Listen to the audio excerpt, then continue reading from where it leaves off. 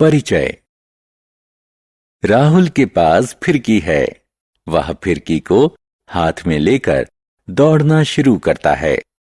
देखो, उसके हाथ की फिरकी घूम रही है। यह कैसे घूमती है? देखो, लड़का पतंग उड़ा रहा है। पतंग बहुत ऊंचाई पर उड़ रही है। यह कैसे उड़ती है? फिरकी वायु के प्रवाह के कारण उड़ती है और इसी तरह पतंग भी उड़ती है। आइए, इस पाठ में हम कुछ और हवा के तथ्य के बारे में जानें। उद्देश्य। इस पाठ के अंत में आप निम्न करने में सक्षम हो जाएंगे: वायु को परिभाषित करना, वायु के विभिन्न घटकों की व्याख्या करना, वायु के गुण धर्म एवं उपयोगों के बारे में जानना, एक मिश्रण के रूप में वायु की व्याख्या करना। वायु क्या है? क्या वायु के अभाव में आपको गर्मी लग रही है? अब अपना सीलिंग फैन ऑन करें। आप वायु की उपस्थिति को महसूस करेंगे। आपने सुहानी सुबह में ठंडी पवन को अवश्य महसूस किया होगा। यह भी वायु के प्रवाह के कारण होता है। प्रवाहित होने वाली वायु पवन कहलाती है। हम वात दिग्दर्शक यानी विंड वेन्स की सहायता से पवन के चलने की दिशा का पता लगा सकते हैं। वायु के गुण धर्म। वायु रंगहीन होती है और हम इसके भीतर से प्रत्येक चीज को देख सकते हैं। यह गंधहीन एवं स्वादहीन होती है। यह स्थान घेरती है। यह समझने के लिए एक कांच का बाउल लें और इसे सीधे पानी में डुबाएं। देखें, बाउल में पानी प्रवेश ना करे। अब बाउल को धीरे धीरे घुमाएं। देखिए, बाउल से वायु के बुलबुले निकल रहे हैं। धीरे धीरे पानी बाउल में प्रवेश कर रहा है। तो आप देख सकते हैं कि बाउल खाली नहीं था। जो वायु बाउल में थी वह बाहर निकल रही है। इससे पता चलता है कि वायु स्थान घेरती है। एक एयर पिलो यानी एक प्रकार का तकिया जिसमें वायु भरी जाती है। इसमें वायु भरें। आप क्या देखते हैं? इसका आकार बढ़ रहा है। इससे पता चलता है कि वायु स्थान घेरती है और इसका कोई निश्चित आकार नहीं होता है। वायु में भार होता है। एक तराजू के एक ओर वायु से भरी गेंद रखें और दूसरी ओर खाली गेंद रखें। आप देखेंगे कि खाली गेंद वाला तराजू ऊपर जा रहा है, जो यह दर्शाता है कि खाली गेंद वायु से भरी हुई गेंद से हल्की है। अब दो खाली परख नली लें और इनके मुंह पर एक एक गुब्बारा बांधें। इनमें से एक परख नली को गर्म पानी से भरे पैन में रखें और दूसरी को बर्फ से भरे पैन में रखें। अब ध्यान से देखें। गर्म पानी में रखी परख नली का गुब्बारा फूलने लगता है। ऐसा इसलिए होता है क्योंकि गर्म पानी परख नली की वायु को गर्म करता है और बर्फ दूसरी परख नली को ठंडा करती है।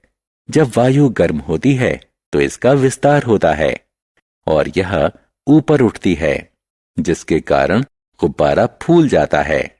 दूसरी ओर ठंडी वायु संकुचित होती है, जिसके कारण दूसरा गुब्बारा सिकुड़ जाता है। इससे पता चलता है कि वायु दाब उत्पन्न करती है। एक पिस्टन लगा हुआ सिलेंडर लें।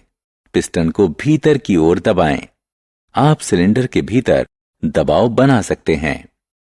इससे पता चलता है कि वायु संकुचित यानी दबाई जा सकती है। आत्म मूल्यांकन। निम्न कथनों के लिए सही या गलत पर क्लिक करें। वायु का सम्मिश्रण। वायु किस चीज से बनी है? वायु नाइट्रोजन, ऑक्सीजन, कार्बन डाइऑक्साइड और अन्य दुर्लभ गैसों से बनी है।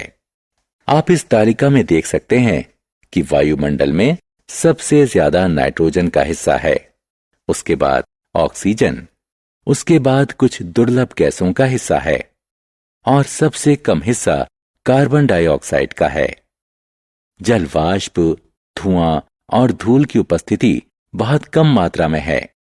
तो इस तरह आप देख सकते हैं कि वायु विभिन्न गैसों का मिश्रण है। वायु गैसों का मिश्रण है।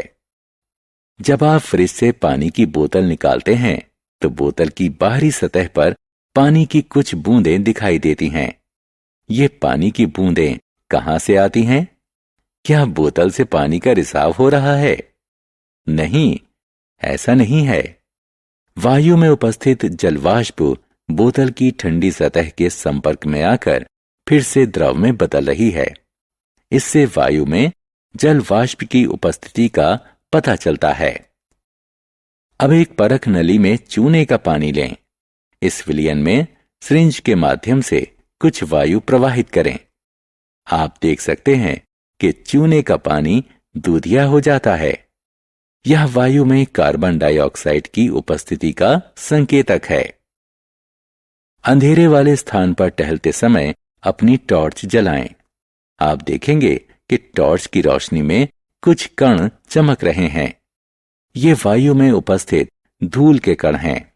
ये सभी क्रियाकलाप हमें इस निष्कर्ष पर पहुंचाते हैं कि वायु गैसों और धूल के कणों का मिश्रण है। मूल्यांकन: सही जोड़ों का मिलान करें।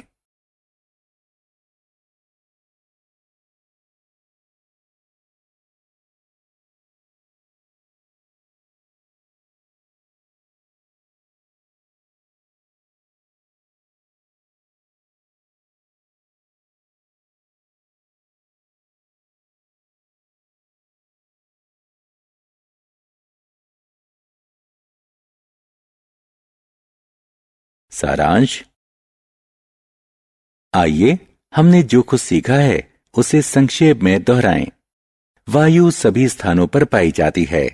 वायु अदृश्य, रंगहीन, गंधहीन और स्वादहीन है। हम वायु को अनुभव कर सकते हैं। वायु स्थान घेरती है, लेकिन इसका कोई निश्चित आकार नहीं होता है। वायु में भार होता है, इसे दबाया जा सकता है और यह दाब उत्पन्न करती है। वायु नाइट्रोजन, ऑक्सीजन, कार्बन डाइऑक्साइड, जलवाष्प और कुछ अन्य गैसों का मिश्रण होती है। वायु में धुएं और धूल के कण भी उपस्थित होते हैं।